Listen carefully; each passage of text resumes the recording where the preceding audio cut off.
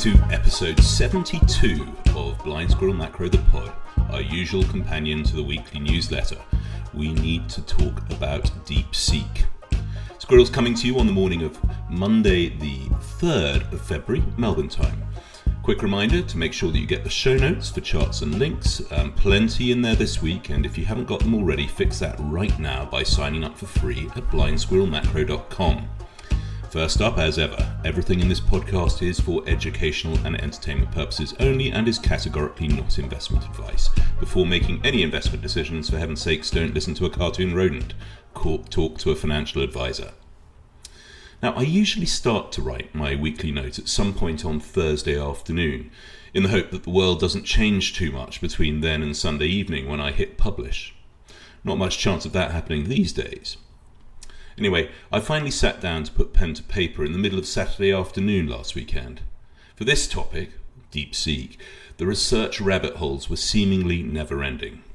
Your squirrel had consumed tens of hours of expert podcasts and videos and read tens of thousands of words of news and opinion, frankly mainly the latter. Hard facts are less easy to establish, on the topic of last week's DeepSeek AI moment in markets. The editorial on the topic, from the sensational via the frankly disingenuous to the outright conspiratorial, keeps pouring to this day into this poor rodent's inbox. But it was time last Saturday to draw the line. Here we go. I thought I would start by asking DeepSeek R1 itself to identify the epithet that best caught the zeitgeist of its collective awareness of its existence on markets. After about 40 lines of what it calls reasoning, the output is in the show notes, R1 came up with deep fake, deep state, and deep sell-off. Not bad, but I think it could be improved on. I was pretty partial to Brent Donnelly's DeepSeek Freak and to Peter Atwater's Deep Shit. But for AC/DC's sake, I was pretty disappointed that my own attempt, the Mag 7 HeatSeeker, didn't go viral over Australia Day weekend. I'm making the assumption that knowledge of the Aussie rock legend's lesser-known back catalogue did not form part of R1's training run. A week on, it's becoming clearer to me that the R1 HeatSeeker was not necessarily targeting the Mag 7. It was rather aimed at general valuation exceptionalism in other corners of the public and private equity markets. Only that legendary arsonist of other people's money, SoftBank's Massason, could think that now would be a good time to double up on Sam Altman's OpenAI.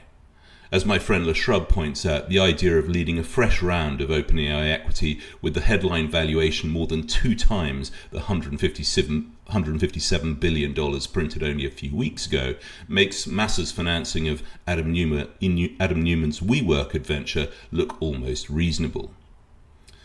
The Dre, and the Squirrel's membership Discord server, has been very active on this topic over the past week.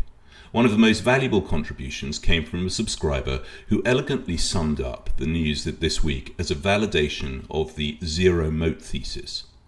Let me quote Josh directly.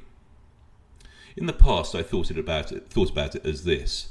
At the point where someone has an AI that does all things, the next person comes along and says, "Hey, AI, build me an AI that does all these things, or some particular thing. Okay, thanks, bye." Josh went on to observe that AI has always been the snake that would eat itself in tech. In their rush to create digital god, this is me now, have the hyperscalers compromised the value of their own network moats? I can see how companies like Facebook and Amazon can now harness AI tools to auction off our attention and eyeballs to advertisers in an ever more effective manner. Less certain that this can be the case for Google. RIP conventional search. I know that I barely use regular search anymore. Bloomberg ran an investor poll last week asking how DeepSeek will impact the magnificent 7 stocks of large cap tech in the next month. 47% of respondents said gains would slow, 12% said gains will halt, 41% said no impact at all. The market would appear to be, rightly in my opinion, undecided at this stage. I suspect that it would be more insightful to have stripped Tesla and Nvidia out of that poll. There may be some hindsight capex regret from the cloud giants, but frankly it's really just a tiny drop in the bucket relative to their massive financial resources. But There's no apparent fatal DeepSeek blow to them at this stage.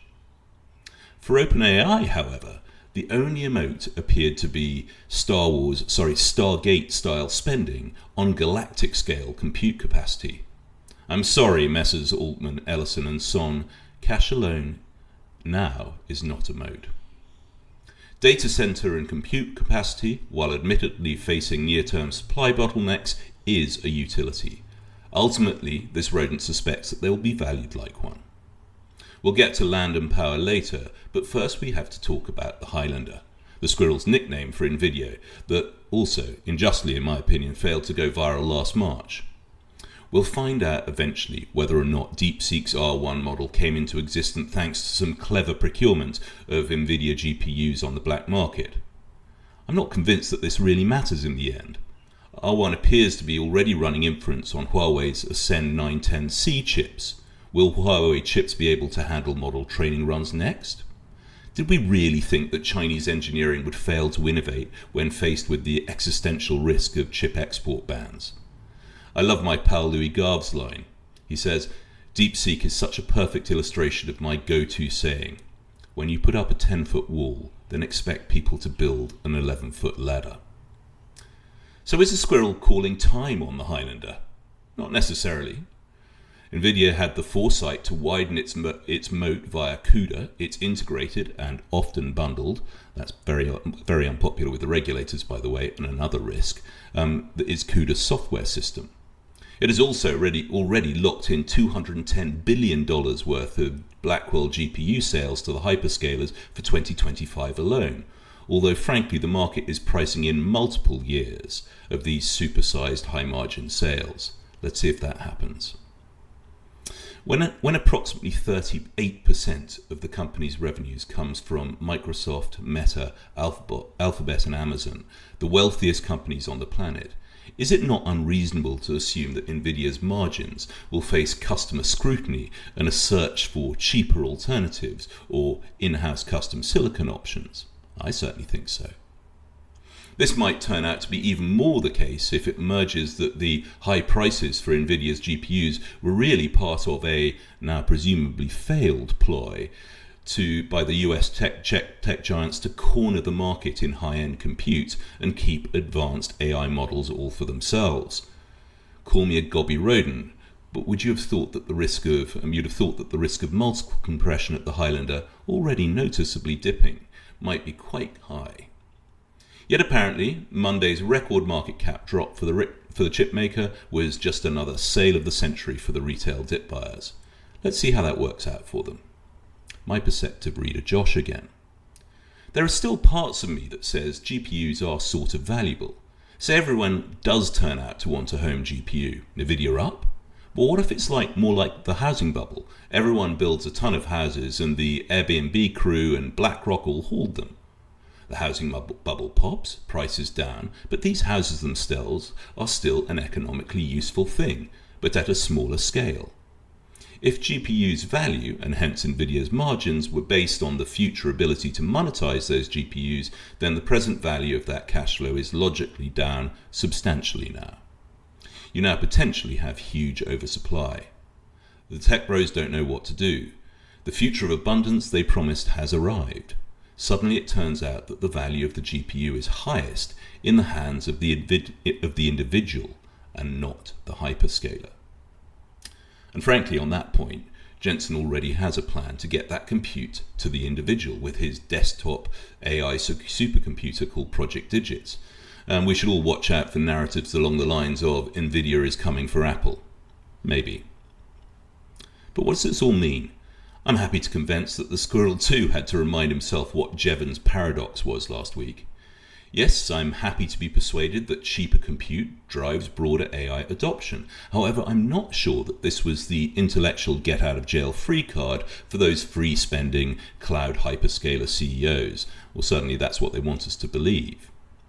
The thing is, Jevon was talking about coal back in the 19th century, a commodity, not a fresh opportunity for monopolistic rent-seeking by the tech overlords. With the brains of AI now open-sourced, raw compute is also fast likely to feel like a commodity, albeit a very expensive one, for now. To give readers hope that there's still some hope for us humans with this week's backdrop of AI acceleration, I asked R1 to identify the source of the expression that inspired the title for this week's pod, dropping like wet socks on a chicken. DeepSeek would appear not to do literal. R1 thought it was a mashup of two southern expressions, putting socks on a rooster and mad as a wet hen. Surely everyone knows that wet socks struggle to stay up on thin rooster legs. Oh well. The important question for us to ponder is the path forward for the socks of a non-clothing variety. By that I mean SOXX, the index of semiconductor stocks. Without the contribution of only a small handful of names, Broadcom, Nvidia, TSMC, Marvell and Qualcomm, the semiconductor complex would have actually been underwater over the past 12 months. If the Highlander is indeed wounded, who takes over leadership in this sector? His distant cousin over AMD? In section 2 of this week's letter, the squirrel contemplates what the DeepSeek narrative shift means for those semis and the other beneficiaries of the AI capex boom of the past 2 years, such as energy and infrastructure. We also interrogate the validity of claims of the supposed new open source low-cost AI winners. I'm looking at you, SAS boys. Section 2 also contains a bonus mini acorn in the precious metal space. Left field and very analog, but potentially rather interesting. A tariff idea that this rodent can finally get behind. We also review the Bushy at the end of month 1. The portfolio has so far shown a clean set of heels to its Vanguard benchmark, not to mention the S&P and the Nasdaq. Please do check it all out at blindsquirrelmacro.com. You can also find me on Twitter @squirrelmacro and on Blue Sky @blindsquirrel. Thanks again for listening. Please do spread the word and perhaps rate the pod. That'd be fantastic. Squirrel out.